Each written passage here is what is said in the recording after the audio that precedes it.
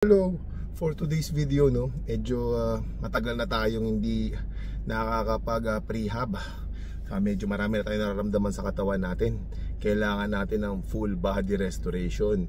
Kung saan yan, abangan mamaya!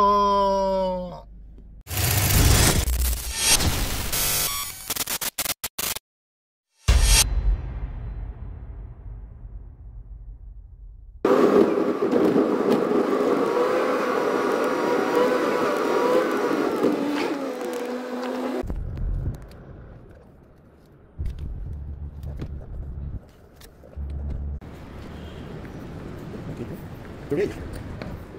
你希望